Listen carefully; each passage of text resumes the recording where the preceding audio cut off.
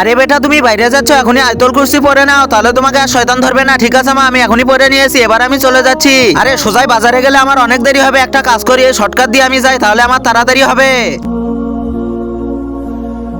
আরে বাপরে, এটা কি মনে হচ্ছে আমার পিছন দিক দিয়ে কেউ গেল।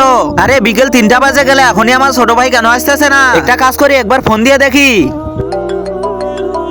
তার আগে বন্ধুরা, তোমরা যদি এই ফটোটিকে ভালোবেসে থাকো অবশ্যই চ্যানেলটি লাইক এবং সাবস্ক্রাইব করে দিবে।